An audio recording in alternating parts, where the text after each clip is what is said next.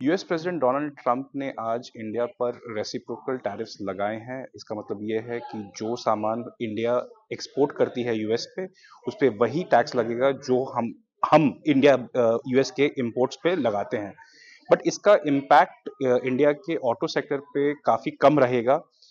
ये इसलिए क्योंकि हमारे यहाँ व्हीकल लोकलाइजेशन बहुत ज्यादा है और यूएस के लिए एक्सपोर्ट्स काफी कम है। फिर भी रॉयल एनफील्ड सबसे ज्यादा इम्पैक्ट या कुछ इम्पैक्ट रॉयल एनफील्ड पर दिख सकता है, क्योंकि उसके जो 650 सीसी मोटरसाइकिल्स हैं वो यूएस और यूरोप को टारगेटेड रहती हैं।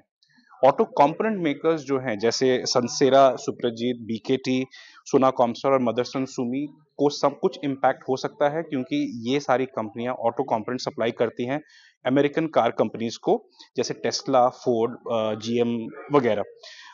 बट ये कंपनीज भी कुछ वर्क अराउंड कर रही हैं अराउंड द टैरिफ्स, ताकि ये इस टैक्सेशन से बच पाए।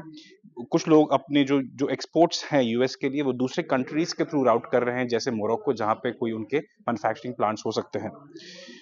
ये हमें जरूर जानना चाहिए कि इंडिया एक प्रेफर्ड पार्टनर है यूएस का, सो इम्पैक्ट वहां इसके वजह से भी मिनिमम होगा, because the other only the other alternative जो है वो चाइना है, जो यूएस के साथ डील नहीं करना चाहता, यूएस उसके साथ डील नहीं करना चाहता है।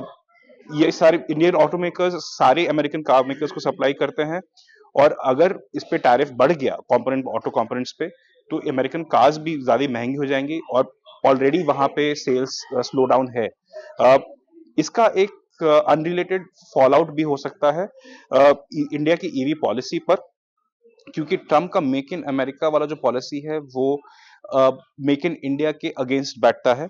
बट इंडिया चाहेगी कि कंपनीज जैसे टेस्ला और फोर्ड इंडिया में अपने प्लांट सेटअप करे, तो आप एक्सपेक्ट कर सकते हैं कि इंडिया ईवी पॉलिसी में और ज्यादा रिलैक्सेशन आ सकता है आगे जाकर।